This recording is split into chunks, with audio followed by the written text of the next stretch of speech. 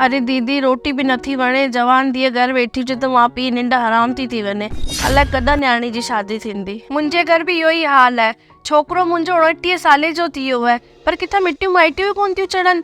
हाणे त वरी किथां छटियूं भी नथियूं मिलनि। अरे दीदी छा कयो, पढ़ियल लिखियल छोकिरी आहे त हुनखे पढ़ियल लिखियल छोकिरो भी खपे। किथां आऊं अहिड़ा घर अॼु जे टाइम में, केरु हथ भी नथो विझे।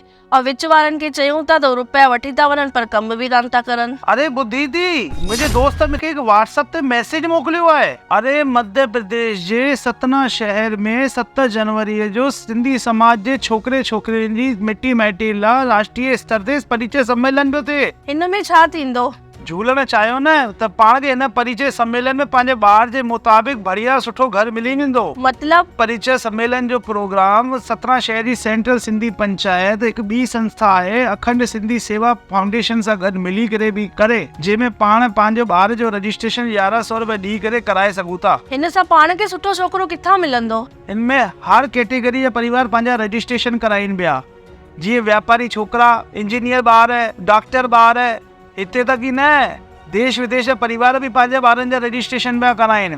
हिन में हिकु ॿी सुविधा ॾिनी अथनि वीचारनि हिननि संस्था वारनि, जंहिंमें केरु छोकिरी तलाकशुदा हुजे या विधवा हुजे, हिते तक कई छोकिरा विधुर हूंदा आहिनि, हू भी पंहिंजो रजिस्ट्रेशन हिन में कराए सघनि था। हुननि जे मुताबिक भी घर हिन में ईंदा। अच्छा, हाणे पाण खे छा करणो आहे? हिन में पाण खे 1100 रुपए जो रजिस्ट्रेशन कराइणो आहे। 7 जनवरी जो सुबुह जो 9 बजे सतना शहर पहुची करे हिन प्रोग्राम में पहुचणो आहे। हिन 1100 रुपए में हू सुबुह जो चांहि ॾींदा, ॾींहं जी रोटी ऐं शाम जी चांहि जो प्रबंध भी हू पंचायत वारा ई पिया करनि। ऐं जो बेचारा ॿार ई शहर खां आया आहिनि, हुननि जी राति जो रहण जी जो उन्हनि खां सुविधा थींदी पंचायती तौर ते, उहो भी बेचारा करनि। ॿियो छा खपे? उहो त ठीकु आहे, पर कई परिवार गरीब न्याणी वारा थींदा त 1100 कीअं ॾेई पाईंदा? हिननि जो भी हिननि सोल्यूशन कढियो आहे। जो गरीब न्याणी वारा आहिनि, 1100 रुपया न था ॾेई सघनि, त हू घटि पैसा ॾेई करे भी पंहिंजो रजिस्ट्रेशन कराए सघनि था। इहो ई न, हिन प्रोग्राम जो देश विदेश में यूट्यूब चैनल ते सीधा प्रसारण भी हलणो। सभिनि ॿारनि जा बायोडेटा ऑनलाइन स्क्रीन ते भी हलंदा, त अॼु न कॾहिं ॿिए कॾहिं हिन प्रोग्राम खे ॾिसी पाण खे सुठो घर मिली सघे थो पंहिंजे ॿार लाइ। ही बायोडेटा त ऑनलाइन हलाईंदा, ऑनलाइन में पंहिंजो नंबर हूंदो त माण्हू पाण खे फोन करे दुखी कोन कंदा बार बार? न ऑनलाइन हलण वारे बायोडेटा ते पंहिंजा नंबर कान पवंदा, हू सतना पंचायत पंहिंजो विझी सघंदी। घर पंहिंजे मुताबिक हूंदो त ई पंहिंजो हुननि खां कॉन्टेक्ट कराईंदी। ऐं ख़ुदा न ख़ास्ते पाण खे उते कोई घर पसंदि अची वियो झूलण जी महिरबानी सां, त हू प्रोग्राम तो अलॻि वठी करे हिकु केबिन ठाराए अथनि, हुनमें पंहिंजे हुन परिवार सां मुलाक़ात कराईंदा। अरे दीदी ॿुधो पिया न सभु कुझु? हा भेण, मां सभु ॿुधियो। अॼु मां हिननि सां ॻाल्हाए छोकिरे जो रजिस्ट्रेशन कराईंदसि। ही जो मूं वटि व्हाट्सएप ते पंपलेट आया न परिचय सम्मेलन जा, उहो पंहिंजी साहेड़ियुनि खे भी तूं ॾी सर। वधीक जानकारी लाइ हिननि ते कॉन्टेक्ट करे करे ॻाल्हाए वठनि। जय श्री झूलेलाल।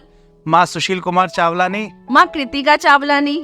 असांखे सतना शहर जी पूज्य पंचायत द्वारा हिकु नंढो सो कमु मिलियो, जेके असां वीडियो द्वारा तव्हां तक पहुचायो आहे, जेके असां पंहिंजो सौभाग्य समझी करे हिकु नाटक दृश्य रूप में रूपांतरण करे तव्हांजे साम्हूं प्रस्तुत कयो आहे। अगरि तव्हांजे परिवार में या कंहिंजे ॿार जी मिटी माइटी लाइ तव्हांखे सुठो घर खपे, तव्हां वटि सुठी छटियूं नथी पहुची पाइनि, तव्हां ही मध्य प्रदेश सतना शहर में 7 जनवरी 2024 जो प्रोग्राम पियो थिए, हिन लाइ तव्हां पंहिंजो रजिस्ट्रेशन कराए सघो था पंहिंजे ॿार जो। 1 नवंबर खां न्याणियुनि जा रजिस्ट्रेशन चालू थी विया आहिनि ऐं 1 दिसंबर खां छोकिरनि जा रजिस्ट्रेशन चालू थींदा। हिन में हर कैटेगरी, जीअं मां समझो विधुर ॿार आहिनि या के विधवा न्याणी आहे, या समझिए तव्हां तलाकशुदा न्याणी आहे, हुन लाइ बि तव्हां पंहिंजो रजिस्ट्रेशन न्याणी आहे कराए सघो था, छोकिरनि जो कराए सघो था। त तव्हांखे कहिड़ी बि जानकारी खपे त हिननि ॾिनल नंबरनि ते तव्हां कॉन्टेक्ट करे सघो था पूज्य सिंधी पंचायत सतना सिंधी सेंट्रल पंचायत खां।